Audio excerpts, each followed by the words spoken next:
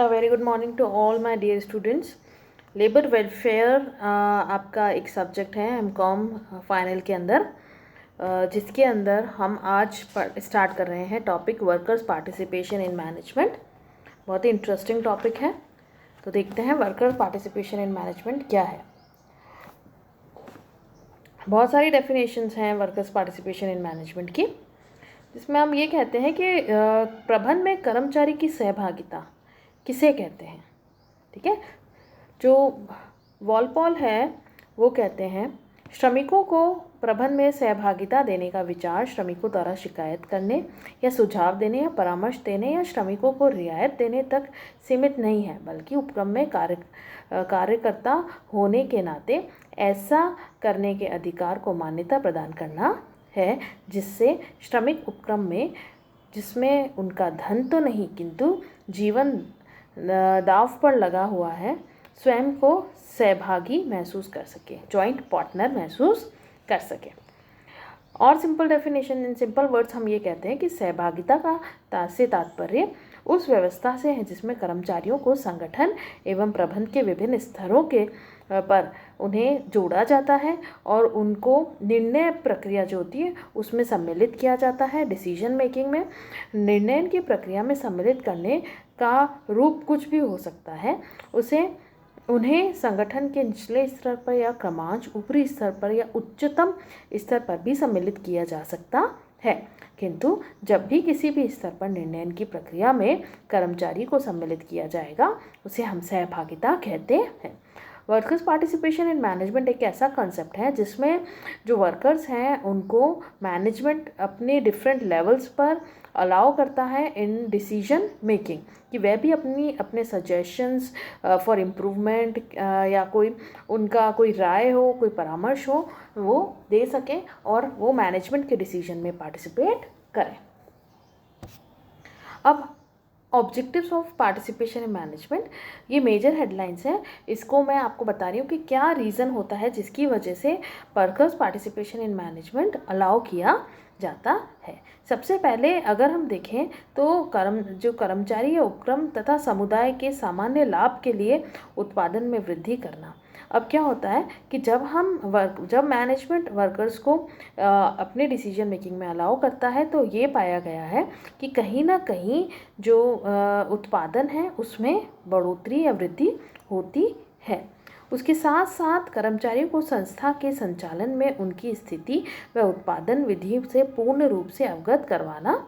Self expression, जिसको हम बोलते हैं आत्म अभिव्यक्ति, वर्कर्स को आत्म अभिव्यक्ति की वो फीलिंग डेवलप होती है। और उसके साथ साथ जो साइकोलॉजिकल पर्पस होता है, जैसे हम मानसिक उपदेश कहते हैं, उनको एक दिमाग में रहता है कि हम जो भी कार्य कर रहे हैं वो मैनेजमेंट का नहीं है, वो हमारा भी है। उसके साथ साथ औद्योगिक शांति बनी रहती है, किसी तरीके की हड़ताल या तालाबंदी नहीं होती है। निर्णयों में सुधार आता है, क्योंकि जो व्यक्ति कार्य कर रहा है अगर वही सजेशन देता है तो वो जो डिसीजन है वो इम्प्रूव होते हैं। निर्णयों को क्रियान्वयन अगर उनको करना है तो वो भी इजी रहता है। परिवर्तन के लिए आसानी से वर्कर्स रेडी हो जाते हैं। Employee management and management union जो है उसमें रिलेशनशिप अच्छे होते हैं। कर्मचारी प्रबंधन व प्रबंधन श्रम संघ के बीच में परस्पर उन पे विश्वास, एक दूसरे के मैनेजमेंट और वर्कर्स का एक दूसरे पे विश्वास बना रहता है। आत्म अभिव्यक्ति होती है, उत्पादकता में वृद्धि होती है, कार्य संतुष्टि है, संचार अच्छा रहता है, प्रभावशाली रहता है, संस्था के संचालन के बारे में जो वर्कर्स हैं उनको जानकारी रहती है, कार्य दशाएँ इम्प्रूव होती है, सुविधाएँ उपलब्ध कराई जाती है, मोटिवेशन और मोराल बढ़ता है और शांति बनी रहती है और एक प्रजातंत्र की स्थापना करी जाती है। तो ये थे ऑब्जेक्टिव्स। फिर आते हैं इम्पॉर्टेंस या एडवांटेजेस क्या रहते हैं, क्या इंपॉर्टेंस है इसकी वर्कर्स पार्टिसिपेशन इन मैनेजमेंट की। प्रबंधन में कर्मचारियों की सहभागिता से क्या फ़ायदा होता है, क्यों एडवांटेज है उसकी, क्या इंपॉर्टेंस है। सबसे पहले औद्योगिक प्रजातंत्र की स्थापना होती है, इंडस्ट्रियल डेमोक्रेसी, क्योंकि उसमें सभी का रिप्रेजेंटेशन रहता है। फिर पारस्परिक सहयोग की एवं सद्भावना रहती है एक दूसरे के ऊपर, जैसे मैंने अभी आपको बताया था। सामाजिक व मानसिक आवश्यकताओं की संतुष्टि होती है, अभिप्रेरणा रहती है, मोटिवेशन रहता है। औद्योगिक संघर्षों में कमी, डिस्प्यूट है या स्ट्राइक या लॉकआउट में कमी पाई गई है, उत्पादन में वृद्धि होती है, कार्य क्षमताओं में वृद्धि होती है, एफिशिएंसी बढ़ती है, और एक्सटर्नल जो बाह्य हस्तक्षेप में कमी रहती है, श्रमिकों को तीरा लाभ होता है, उनको बेनिफिट ज़्यादा होता है, उच्च सामाजिक स्तर भी उनको मिलता है, निर्णयों को कार्य कोई भी डिसीजन को अगर हमें लागू करना है तो वो इजी हो जाता है मैनेजमेंट के लिए, और प्रबंधकीय क्षमता में भी वृद्धि पाई गई है। अब आते हैं levels and kind of participation. Level and kind of participation की बात करें तो पहला आता है सूचनात्मक सहभागिता, जिसे हम बोलते हैं इन्फॉर्मेटिव पार्टिसिपेशन। ये जो है इसके अंदर समितियां या परिषद बनाई जाती हैं और उनसे सूचना प्राप्त करी जाती है। फिर आता है परामर्शदात्री सहभागिता, जिसको हम बोलते हैं कंसल्टेटिव पार्टिसिपेशन। इसमें कर्मचारी परामर्श देते हैं। फिर आता है एसोसिएटिव पार्टिसिपेशन, जिसे हम बोलते हैं सहचार्य सहभागिता। इसमें जो कर्मचारी और जो है वो या परिषद या समिति जो होती है वो समस्याओं को उसके समाधान के लिए सुझाव मांगते हैं। जो मैनेजमेंट होता है वो समिति एवं परिषद से सुझाव मांगता है कि ये प्रॉब्लम है, इसका सॉल्यूशन दिया जाए। फिर एडमिनिस्ट्रेटिव पार्टिसिपेशन, प्रशासकीय सहभागिता। इसमें जो सहभागिता में निर्णय तो सहभागिता से पहले ही ले लिए जाते हैं, किंतु निर्णय का क्रियान्वयन का कार्य इन समितियों में जो परिषद है उनको सौंपा जाता है। डिसीजन तो ले लिए जाते हैं लेकिन उसको क्रियान्वयन करने का कार्य परिषद या समिति को दिया जाता है। डिसीसिव पार्टिसिपेशन, निर्णयात्मक सहभागिता, ये उच्च स्तर पर करी जाती है। ये जो सहभागिता है सदस्यों को निर्णय प्रक्रिया में भाग लेने का अवसर प्रदान करती है। तो ये थे लेवल्स या काइंड्स ऑफ पार्टिसिपेशन। अब इसमें आता है हमारा नेक्स्ट फॉर्म्स या मेथड्स ऑफ पार्टिसिपेशन, जिसमें 5 मेथड्स हैं हमारे सामने। सजेशन मेथड या सुझाव विधि, जिसके अंदर एक सजेशन बॉक्स रख दिया जाता है और जो भी प्रॉब्लम होती है वो सामने रखी जाती है कर्मचारियों के, और उनसे कहा जाता है कि आप अपने सॉल्यूशंस इसमें डालें। उसके साथ साथ नेक्स्ट आता है the grievance procedure. Grievance procedure परिवेदना निवारण प्रक्रिया है, जिसके अंदर जो ग्रीवियंस रिड्रेसल जो ये परिवेदना जो है उसको सॉल्व करने के लिए पूरी प्रक्रिया होती है। परिवेदना को निवारण के लिए एक प्रक्रिया सेट है, उसको फॉलो किया जाता है। नेक्स्ट है कलेक्टिव बार्गेनिंग, जिसको हम बोलते हैं सामूहिक सौदेबाजी। आपस में बैठकर जो मैनेजमेंट है और वर्कर है वो सामूहिक सौदेबाजी करके एक डिसीजन पर आते हैं। नेक्स्ट है जॉइंट कंसल्टेशन, संयुक्त परामर्श। इसमें जॉइंट कमेटी या काउंसिल बनाई जाती है, वो जो है उसमें दोनों के मैनेजमेंट के और वर्कर के रिप्रेजेंटेटिव्स होते हैं। नेक्स्ट है representation on the boards of director. कर्मचारियों के प्रतिनिधि जो होते हैं वो संचालन मंडल में संचालक नियुक्त करके भी प्रबंधन सहभागिता देते हैं। फिर इसमें आता है हमारा वर्कर्स पार्टिसिपेशन स्कीम्स हैं, बहुत सारी हैं जिसको आप ध्यान से देखेंगे। There are 8 type of schemes India के अंदर रन होती है। पहला है हमारा औद्योगिक विवाद अधिनियम के अंतर्गत कार्य समिति है पहला। फिर दूसरा है हमारा परिवेदना निवारण ग्रीवियंस प्रोसीजर। थर्ड है संयुक्त प्रबंध परिषद की स्थापना जो कि 1958 में हुई थी। फिर कार्यशाला परिषद की स्थापना हुई 1975 में। उसके बाद इकाई परिषद व संयुक्त परिषद की 1977 में स्थापना हुई। फिर उसके बाद कार्यशाला परिषद व संयुक्त परिषद की स्थापना 1983 में हुई। उसके बाद कर्मचारी या श्रम संचालक योजना, और उसके बाद कर्मचारी पूंजी विकल्प की योजना। तो ये 8 स्कीम्स है। अब 8 स्कीम्स के अंदर आप आराम से, आपको पहला स्कीम मैं बता रही हूँ जिसको हम बोलते हैं वर्क कमेटी। वर्क कमेटी 1947 में ये जो समिति थी, ये जो स्कीम है वो आई है। इसके अंदर वर्क कमेटी के अंदर कारखाने के अंदर जिसके अंदर 100 या 100 से अधिक कर्मचारी हैं, उसमें एक समिति गठित करी जाती है। सरकार आदेश देती है समिति को गठित करने का, और इसमें जो है सेवा योजक एवं श्रमिक के बीच सद्भाव व अच्छे संबंध का विकास करना इसका मेन ऑब्जेक्टिव है। आपसी हित पे बात करती है, आपसी हित के जो मामले हैं उन पे बात करती है, और मतभेद को दूर करने की बात करी जाती है। सेकंड आता है ग्रीवियंस प्रोसीजर जिसको हम बोलते हैं परिवेदना प्रक्रिया, जिसके अंदर पूरा प्रोसीजर होता है प्रॉब्लम को सॉल्व करने का। फिर आता है जॉइंट मैनेजमेंट काउंसिल जो है उसके अंदर वो 1958 में ये योजना बनाई गई थी। अब इसका जो मेन फंक्शन होता है वो कार्य की दशाओं को, उसके अंदर इम्प्रूवमेंट, उत्पादकता बढ़ाना, सुझाव को प्रोत्साहित करना, अधिनियम व अनुबंध के लिए प्रयास करना, प्रबंधकों में निर्देश के आदान प्रदान की सुविधा प्रदान करना, सहयोग की भावना उजागर करना रहता है। अब इसके जो राइट्स हैं, अगर हम जॉइंट मैनेजमेंट काउंसिल की बात करें, इसके जो राइट्स, इसके पास राइट होते हैं टू एडवाइस करना किसी भी बात को, राइट टू रिसीव इन्फॉर्मेशन, अगर कोई भी इन्फॉर्मेशन चाहिए तो ये मांग सकती है, और इसकी कुछ रिस्पॉन्सिबिलिटीज़ भी रहती है, जैसे कल्याणकारी कार्यों का प्रशासन करना, सुरक्षात्मक उपायों का निराकरण करना, कार्य के घंटे, छुट्टियां, इससे रिलेटेड जो भी इंफॉर्मेशन है या सूचियां हैं वो बनाना रहता है।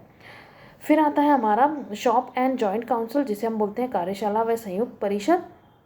इसके अंदर भारत सरकार ने 1975 में जो कर्मचारियों को उद्योग के प्रबंध की सहभागिता देने के लिए ये नई योजना की घोषणा करी थी।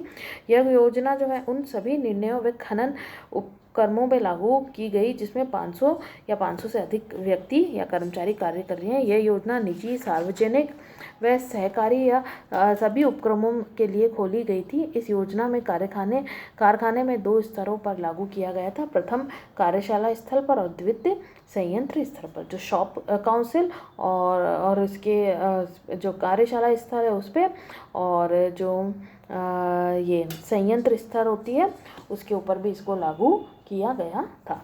फिर आता है इकाई एवं संयुक्त परिषद, जिसको अपन बोलते हैं यूनिट एंड जॉइंट काउंसिल। 1977 में जो जनता सरकार थी के द्वारा राजकीय उपक्रमों के प्रबंध के लिए कर्मचारियों की सहभागिता देने के लिए ये योजना की घोषणा करी गई थी। इस योजना के अंतर्गत राजकीय उपक्रम जिसमें 100 या 100 से अधिक अगर कर्मचारी कार्य कर रहे हैं तो उन्हें प्रबंध में द्विस्तरीय 2 टायर सहभागिता देने की व्यवस्था करी गई थी। फिर है new scheme for central public sector undertaking, जिसे हम बोलते हैं केंद्रीय सरकार के उपक्रमों के लिए नवीन योजना, जिसके अंदर 30 दिसंबर 1983 को केंद्र सरकार ने ये जो योजना है ये लागू करी थी। उसका मेन फीचर्स थे कि इस योजना केंद्र सरकार द्वारा संचालित सभी उपक्रमों पर लागू करी गई थी, और किंतु ये योजना निम्नलिखित उपकरणों जैसे जिन्हें विशेष छूट होती है या विभागीय संगठन के द्वारा चलाई जाती है वहाँ पर लागू नहीं करी गई थी। और जो शॉप फ्लोर होता है ये योजना सभी उपक्रम के कार्यशाला या संयंत्र स्तर दोनों पर लागू करी गई थी। फिर इसके बाद हमारा आता है workers director scheme. Worker director schemes जो है वो 2 तरीके से ये स्कीम आई थी। Scheme for workers directors on board of nationalised bank, जिसमें वर्कर्स डायरेक्टर का रिप्रेजेंटेटिव होता है, या scheme for workers director in public enterprise. फिर लास्ट हमारी आती है एम्प्लॉय स्टॉक ऑप्शन प्लान, जिसे हम बोलते हैं कर्मचारी पूंजी विकल्प योजना, जिसके अंदर जो एम्प्लॉयज़ हैं उन्हें संस्था क्या करती है, अपने जो शेयर्स होते हैं उनको ऑप्शन देती है कि अगर वो अच्छा उत्पादन करेंगे या बचत करेंगे किसी तरीके की तो उन्हें कंपनी अपने शेयर्स देगी। तो ये ऑप्शन आया था, ये स्कीम भी आई थी। अब आता है causes for slow growth of workers participation in management. हो सकता है बच्चों यहाँ पर आपको ये क्लियर नहीं दिख रहा हो, लेकिन मैं आपको जो बुक का PDF भेजूंगी आप उससे इजीली पढ़ सकते हैं। पारस्परिक सद्भाव का अभाव जो क्या वजह है जिसकी वजह से वर्कर्स पार्टिसिपेशन इन मैनेजमेंट इतना के सामने कि धीरे विकास हुआ इसका, तो पहले सद्भाव का अभाव माना गया। इसमें जो श्रम संघ थी वो बहुत ज़्यादा स्ट्रांग नहीं थी। प्रबंधकों की उपेक्षापूर्ण नीति, जो एक्सपेक्टेशंस थी मैनेजमेंट की वो बहुत ज़्यादा, जो पॉलिसी बनाई थी वो बहुत ज़्यादा एक्सपेक्टेड या एक्सपेक्टेशन के साथ रखते थे वो। समृद्धि समितियों का अस्तित्व, इसमें जो है जैसे बहुत सारी पैरेलल समितियां चलती है, कार्य समिति, श्रम समिति, कैंटीन समिति, तो इनकी स्थापना करी गई थी। तो उसके बाद ये जो जॉइंट मैनेजमेंट काउंसिल बनाई गई, इनका इम्पोर्टेंस इतनी नहीं रही। श्रमिक नेताओं का स्वार्थपूर्ण नीति होती थी, जो श्रमिक नेता होते थे वह खुद ऐसी स्वार्थपूर्ण नीति रखते थे जिससे इसका विकास धीमा पाया गया। श्रमिकों में अशिक्षा थी, उसके साथ साथ स्थापित परिषदों की निराशाजनक प्रगति, सार्वजनिक क्षेत्र में उदासीनता पाई गई थी, उसके साथ सामूहिक उत्तरदायित्व की भावना का अभाव पाया गया, स्वैच्छिक योजनाएं चलाई गई, उसके साथ साथ जो बाद नेतृत्व का प्रभाव भी पाया गया। इसमें हित संबंधित मामले जो होते थे उनमें देखा गया कि मामलों पर विचार ना करके केवल कार्य संबंधित मामले ही रह गए थे। राजनीतिक दृष्टिकोण भी इसमें पाया गया। सक्रियता का अभाव पाया गया। परिवर्तनों के प्रति रुचि का अभाव पाया गया। प्रबंधकों द्वारा परिषदों को संगठन का अंग ना बनाया गया और एक ही इकाई में एक से अधिक श्रम संघ होने से भी इसको नुकसान रहा। फिर आता है सजेशन, कैसे इम्प्रूव किया जाए। तो आवश्यक वातावरण का निर्माण, सबसे पहले एनवायरनमेंट जो है वो ऐसा होना चाहिए जो उसको सपोर्ट करे। श्रमिक शिक्षा होनी चाहिए, श्रमिक के जो है एजुकेटेड होने चाहिए। फिर उसके बाद एक उद्योग में एक ही श्रम संघ होनी चाहिए और स्ट्रॉन्ग श्रम संघ होनी चाहिए, सुदृढ़ होनी चाहिए। श्रमिकों को योजना का ज्ञान होना चाहिए। स्थापित परिषदों का जो विकास होना चाहिए। प्रबंधकों को सहयोगात्मक दृष्टिकोण उनका होना चाहिए। दोनों पक्षों की मानसिक क्रांति, मेंटल रिवॉल्यूशन दोनों पक्षों का होना चाहिए। परिषदों को शीघ्र व नियमित सभाएं होनी चाहिए। सरकार द्वारा प्रयास, एफर्ट्स, स्पेशल एफर्ट्स होने चाहिए। इससे रिलेटेड समितियों एवं की सीमित संख्या, बहुत ज़्यादा कमिटीज़ नहीं होनी चाहिए। मूल्यांकन की व्यवस्था, स्टैंडिंग कमेटी जो है वो मूल्यांकन करे क्या कार्य हो रहा है, कैसा हो रहा है। निर्णयों का क्रियान्वयन, डिसीजन तो ले लिए जाते हैं लेकिन उनको अप्लाई नहीं करा जाता है। विचारणीय मामले निर्धारित करना, उसके साथ साथ समितियों या परिषद का संगठन का अंग मानना बहुत ज़्यादा ज़रूरी है। परामर्श एवं निर्णयों की प्रक्रिया को भी अपनाना बहुत ज़्यादा ज़रूरी है एवं सक्रिय सहयोग होना ज़रूरी है। तो स्टूडेंट्स, आज की जो टॉपिक हमने पढ़ा है वो कंप्लीट हो गया है, जिसमें आपका क्वेश्चन आता है what do understand by the concept of workers participation in management. इसकी इंपॉर्टेंस और इसके एडवांटेजेस बताइए और वेरियस स्कीम्स इसमें एक्सप्लेन करिए। अगर इससे रिलेटेड आपको कोई भी क्वेश्चन है, कोई क्वेरी है, कोई चीज़ आपको नहीं समझ में आई है तो आप मुझसे व्हाट्सएप ग्रुप पर पूछ सकते हैं। Thank you so much.